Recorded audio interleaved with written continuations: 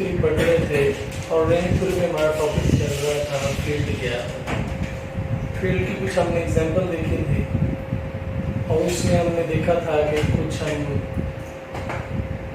Examples में कि multiplicative inverse हर एक अगर एग्जिस्ट कर जाए और वो कम्यूटेटिव रिंग हो विद यूनिटी भी, हम कहते थे कि वो एक फील्ड बना रही।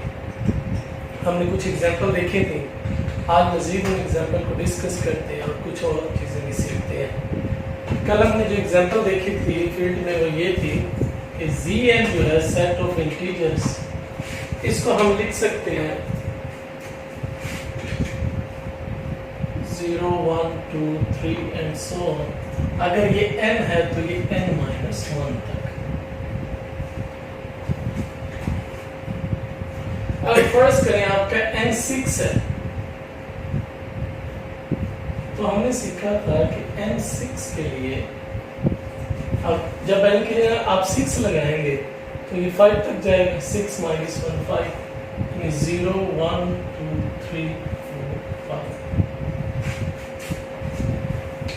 अब ये देखें कि विद यूनिटी भी है, कम्यूटेटिव भी आपस में है, मतलब मल्टीप्लाई करेंगे तो ये CR ये तो है, यानी कम्यूटेटिव रिंग विद यूनिटी तो है। अब दूसरा हमने चेक करना है कि इज इट फील्ड और नॉट, ये हमें चेक करना है। ये यस CRU है। अब देखें कि फील्ड में क्या होता है कि कम्यूटेटिव रिंग होती है और उसमें ईच नॉन जीरो एलिमेंट का इनवर्स जरूर एग्जिस्ट करता है। अब हम देखते हैं कि क्या सबका इनवर्स एग्जिस्ट करता है। सबसे पहले बात कर लेते हैं नॉन जीरो एलिमेंट्स, यानी इसका चेक करेंगे, इन सब का, बस जीरो का चेक नहीं होंगे।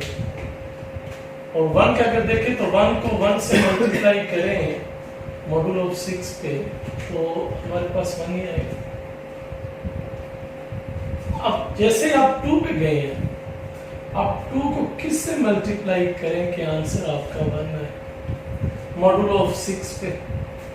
अगर आप 1 से करते हैं मल्टीप्लाई 1 तो कभी भी नहीं 1 आएगा। अगर 2 से करते हैं तो वो 4 बन जाएगा, फिर भी नहीं आएगा। 3 से करते हैं तो वो 6 बन जाएगा, 6 मॉड्यूल 6 पे 0 दे देगा। और अगर आप 4 पे करते हैं तो फिर भी वो 2 आएगा, और अगर 5 पे करते हैं फिर भी 4 आएगा। यानी ऐसा कोई एलिमेंट हमारे पास Z6 में अवेलेबल नहीं है कि वो यहाँ पे रख दें तो आंसर 1 आ जाए। तो इसका मतलब ये है कि this implies that 2 has not multiplicative inverse. अब एक भी अगर एलिमेंट आपको मिल गया जिसका इनवर्स एग्जिस्ट नहीं करता तो अगले चेक करने की जरूरत ही नहीं। वैसे 3 का भी नहीं करता, 4 5 किसी का भी नहीं करता, लेकिन अगर एक आपको ऐसा मिल गया जिसका नहीं करता तो अगले चेक करने की जरूरत ही नहीं। जब एक नॉन जीरो मेंबर जो है उसका इनवर्स एग्जिस्ट नहीं करता तो फौरन आप कह दें कि जो हमने क्वेश्चन लिखा था क्या ये फील्ड है या नहीं है, तो आप कह दें नो, ये फील्ड नहीं है, क्योंकि हमारे पास 2 एक ऐसा एलिमेंट आ गया रिंग का, रिंग Z6 का, जिसका इनवर्स एग्जिस्ट नहीं करता। लेकिन अगर हम कोई प्राइम नंबर ले लें, मसलन 2 3 5, तो क्या फिर भी हमारे पास फील्ड एग्जिस्ट करेगा या नहीं करेगा प्राइम नंबर्स के लिए। हम फर्ज करते हैं कि 7 ले लेते हैं। 7 है तो डेफिनेटली ये फिर 6 तक जाएगा, यानी यहाँ पे 7 रखेंगे तो ये 6 तक। अब हमारा क्वेश्चन यही है कि क्या ये फील्ड है या नहीं है। अब हमने वही प्रॉपर्टीज जो हम लगा रहे हैं चेक करने के लिए, वही मॉड्यूल ऑफ 7 पे हमें चेक करनी है। तो नॉन जीरो एलिमेंट्स 1 का, सबसे पहले 1 का देखें तो 1 को 1 से मल्टीप्लाई करें मॉड्यूल ऑफ 7 पे तो आंसर इज 1। अब 2 को किस से मल्टीप्लाई करें कि आंसर 1 आए मॉड्यूल ऑफ 7 पे। तो अगर आप 4 से मल्टीप्लाई कर लें तो 8 आएगा। 8 को जब आप 7 से डिवाइड करेंगे तो रिमाइंडर इज 1, तो 1 हो गया। और यानी 2 का इनवर्स 4 है और 4 का इनवर्स 2 है। और इसी तरह 3 को किससे मल्टीप्लाई करें हम मॉड्यूल ऑफ 7 पे, उसके तहत ये आंसर बनना है आपका।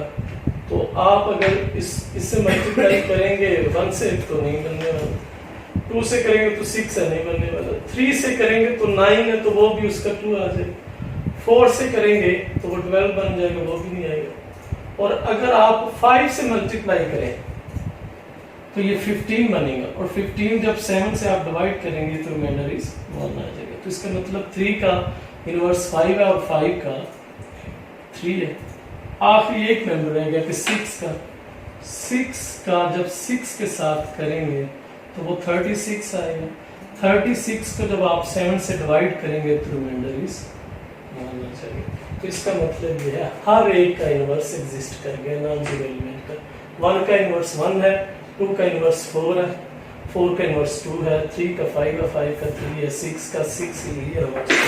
तो सारे एलिमेंट्स जब आपके CRU भी है और कम्यूटेटर वो दूसरा हर एक का इनवर्स भी एग्जिस्ट कर गया है, तो इसका मतलब ये है this implies that Z7 is a field.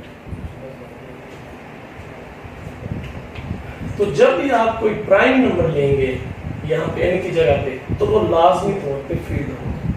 बाकी कोई होगा या नहीं होगा उसके बारे में हम नहीं कुछ हद नहीं कह सकते, लेकिन अगर वो प्राइम है तो वो लाजमी तौर पे फील्ड होगा। तो ये थ्योरम फिर याद रखिएगा इसकी स्टेटमेंट,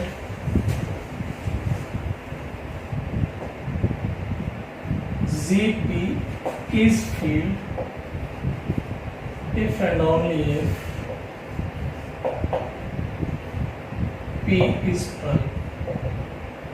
अगर P आपका कोई प्राइम नंबर है ये, तो वो लाजमी तौर पे एक फील्ड होगा। यानी Z2, Z3, Z5, Z7, Z11, 13, 17 ये सारे आपके फील्ड्स होंगे। आगे हम पढ़ते हैं कि विदाउट जीरो डिवाइजर्स का क्या मतलब होता है रिंग, और विद जीरो डिवाइजर्स रिंग का क्या मतलब होता है।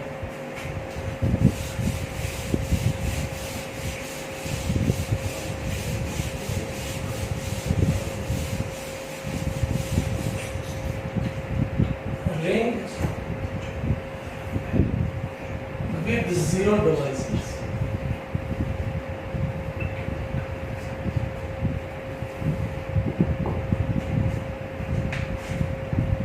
इसमें हमारे पास ये है कि अगर आप 2 मेंबर लें, कोई 2 मेंबर लें रिंग में से, और उनका डॉट प्रोडक्ट आपके पास 0 आ जाए, बट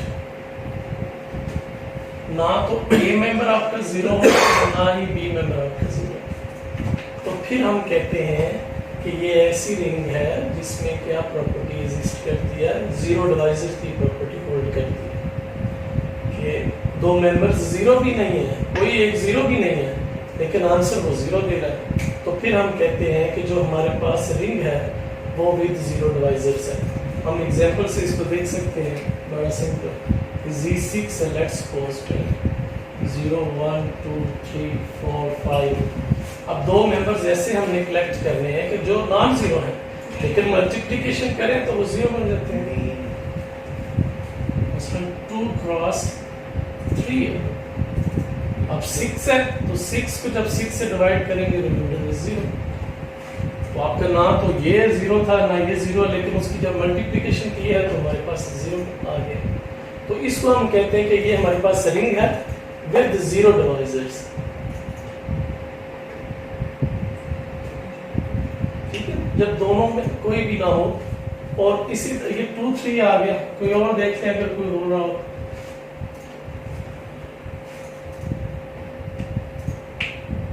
इसी तरह हमारे पास मैट्रिक्स अगर ले लें, कोई एग्जांपल मैट्रिक्स की ले लें कि 2 मैट्रिक्स हम ऐसे कलेक्ट कर लें कि जिनका A डॉट B 0 हो, लेकिन ना तो A मैट्रिक्स 0 हो और ना B मैट्रिक्स 0। तो ऐसे हम देख सकते हैं कि लेट्स सपोज हमारे पास A मैट्रिक्स जो है वो है 1 0 0 1 0, और बी जो है वो है 0 0 0। ना तो ये 0 है और ना ये 0 मैट्रिक्स है, लेकिन जब आप इसकी मल्टीप्लिकेशन करेंगे तो आंसर इज 0 0 0। तो फिर हमारे पास ये जो रिंग है AB, ये हमारे पास ऐसी रिंग है जो 0 डिवाइजर्स पे मुश्तमिल है। तो 0 डिवाइजर्स का ये मतलब होता है कि दो नॉन 0 मेंबर्स हों आपके रिंग के, उनकी मल्टीप्लिकेशन 0 आ जाए लेकिन खुद कोई भी 0 ना हो, तो उसको हम कहते हैं ये रिंग विद 0 डिवाइजर्स है। और इसके बाद हम देखते हैं कि अगर रिंग विदाउट 0 डिवाइजर्स हो तो हम उसको कैसे एक्सप्लेन कर सकते हैं। अब हमारे पास जो डेफिनेशन है वो आ गई ring without 0 divisors.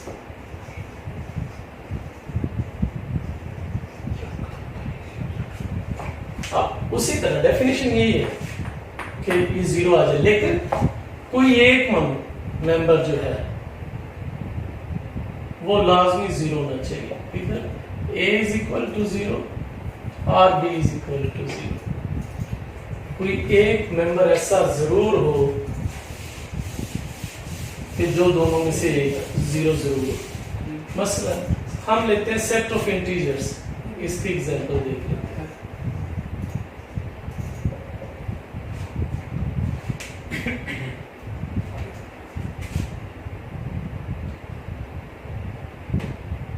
Set of integers,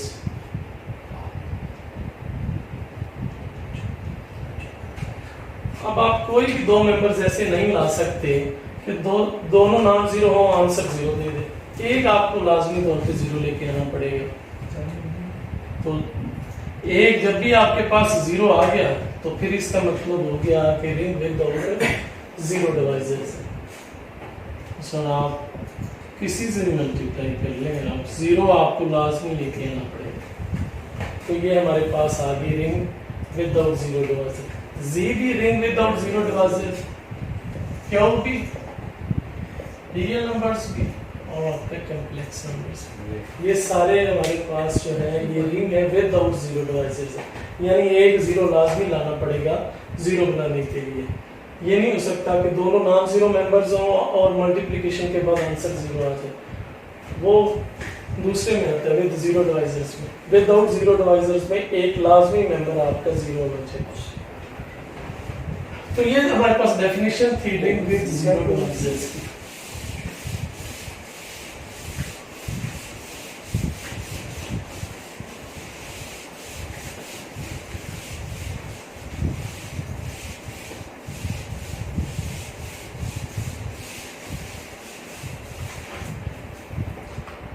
उसके बाद हम सीखते हैं कि इंटीग्रल डोमेन किसे कहते हैं।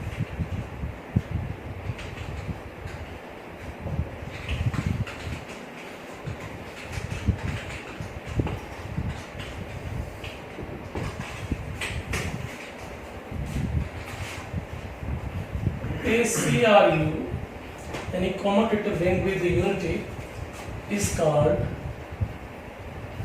integral domain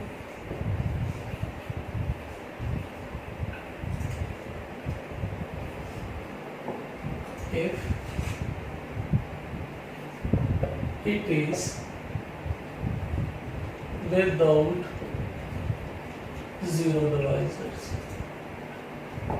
अगर वो विदाउट 0 डिवाइजर्स है, यानी एक मेंबर हमें लाजमी तौर पे 0 लेके आना पड़ेगा अगर हमें आंसर 0 लेके आना है, तो फिर हम ऐसी रिंग को इंटीग्रल डोमेन कहते हैं। या हम इसकी डेफिनेशन इस तरह से भी कर सकते हैं, अगर आप CRU का लफ्ज़ इस्तेमाल नहीं करते तो फिर आप कह सकते हैं कि एक नॉन एम्प्टी सेट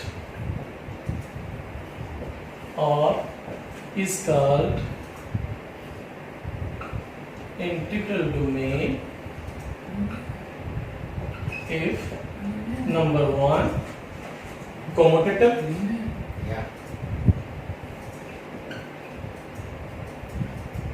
नंबर 2। वही चीज जो आपने एक्सप्लेन कर दी अल्फाज में, अगर वैसे नहीं करना चाहते तो अलग से पॉइंट्स बना दें। कॉमोडेटिव हो, विद यूनिटी हो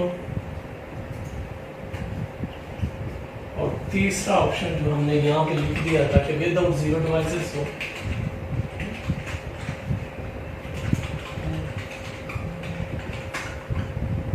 तो दोनों में से कोई भी डेफिनेशन इस्तेमाल कर सकते हैं। बात एक ही है कि हमारे पास ऐसी कम्यूटेटिव रिंग है, उसको हम इंटीग्रल डोमेन कहेंगे अगर वो विदाउट जीरो डिवाइसेस है। जैसे कि हमने बात कर ली थी कि विदाउट जीरो डिवाइसेस में कौन कौन सी आती हैं एग्जांपल्स।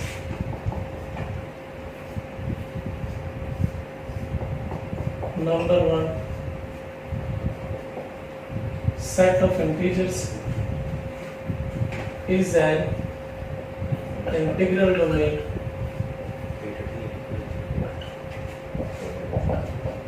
Q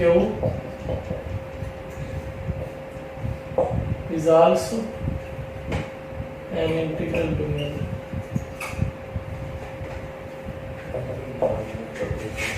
Similarly, और इसी तरह set of real numbers and set of complex numbers, ये सारे आपके इंटीग्रल डोमेन है। और एक रिजल्ट और याद रखिएगा, अगर कोई रिंग फील्ड है तो वो लाजमी तौर पे इंटीग्रल डोमेन होगी, लेकिन अगर वो इंटीग्रल डोमेन है तो उसके लिए जरूरी नहीं है कि वो फील्ड ही हो। ये रिजल्ट में लिख देता हूँ कि अगर कोई रिंग फील्ड है तो वो लाजमी तौर पे इंटीग्रल डोमेन होगी।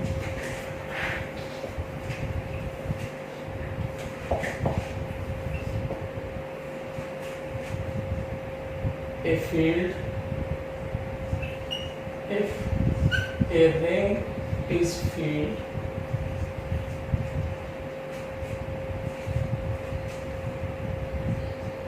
if a ring is field, then it is necessarily an integral domain.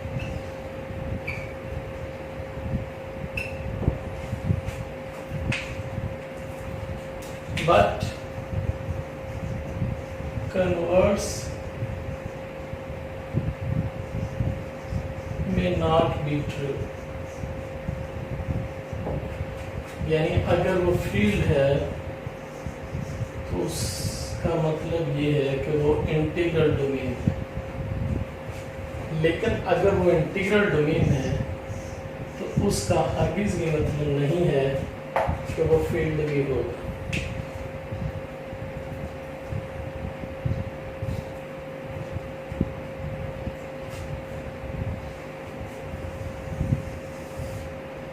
दो बड़े इंपॉर्टेंट रिमार्क है कि रिंग बनाने के लिए हमारे पास स्मॉलेस्ट रिंग कौन सी होती है और स्मॉलेस्ट इंटीग्रल डोमेन कौन सी होती है अगर हमने बनाना है। तो ये याद रखिएगा कि रिंग बनाने के लिए 0 is the smallest ring, number 1। Number 2, अब इंटीग्रल डोमेन या फील्ड बनाना तो उसके लिए दो एलिमेंट्स की जरूरत है, 0 और एक लाजमी तौर पे नॉन जीरो होना चाहिए। Is the smallest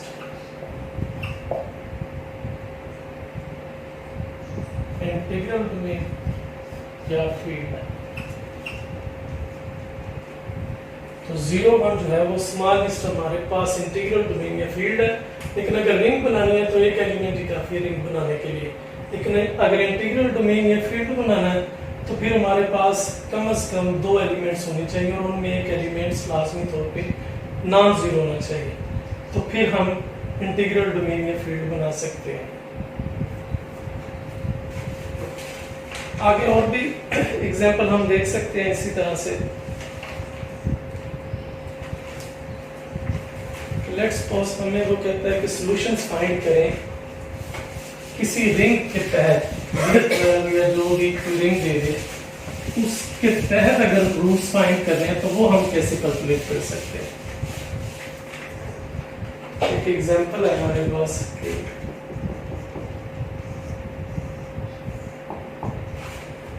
find the solutions of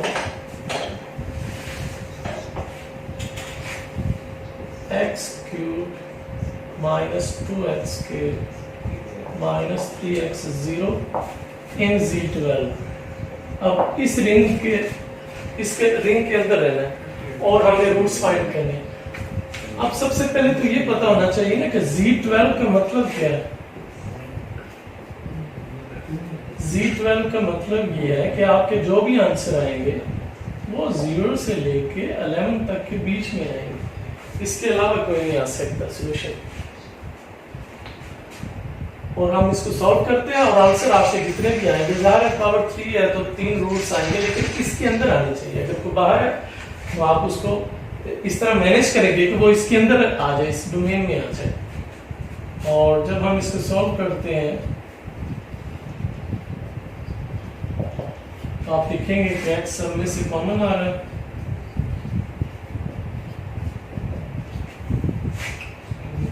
और मजीद इसके जब फैक्टर बनाएंगे आप तो ये बन रहे,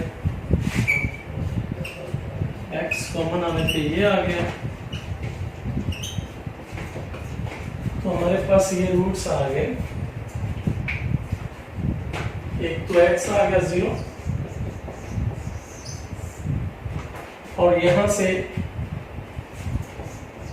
x + 1 और x + 3 आ गया 0, और ये आ गया x - 1 और ये आ गया x - 3 था तो ये 3 बन गया। अब ये भी इसके अंदर है 0 में, 3 भी इसके अंदर आ गया 11 तक, जो -1 नहीं आना चाहिए था, ये 0 से लेकर 11 तक आना चाहिए। तो फिर इसका तरीका क्या होता है कि अगर 0 आंसर आ रहा है तो इसका मतलब ये है कि मॉड्यूलो ऑफ 12 के अंदर आ रहा है, ये भी मॉड्यूलो ऑफ 12 के अंदर आ रहा है, ये मॉड्यूलो ऑफ 12 के अंदर नहीं आ रहा। फिर क्या करते हैं कि इन दोनों को ऐड कर देते हैं। अब 12 - 1 करेंगे तो 11 आ जाएगा। तो अब 0, 3 और 11 तीनों रूट से ही हमारे इसकी डोमेन में आ गए। अब ये इनके सॉल्यूशंस कहलाएंगे 0, 11 और 3। इस तरह से हम कोई भी पॉलिनोमियल रिंग जो है उसको हम सॉल्व कर सकते हैं किसी भी रिंग के तहत, किसी भी उसकी डोमेन के अंदर वो सॉल्यूशंस उन्हीं में से बाई करने। अगर बाहर चला जाए, जैसे ये चला गया, तो आप फौरन उनको ऐड करते। कब तक? अगर फर्ज करें ऐड करने के बाद फिर नेगेटिव आ जाता, फिर हम ऐड करते रहते 12 से, जब तक कि ये पॉजिटिव ना मिले। तो इस तरह से हम इनको सॉल्व किया करेंगे रिंग के अंदर जो पॉलिनोमियल रिंग्स हैं। आज मेरी बस इतना। अल्लाह हाफिज़।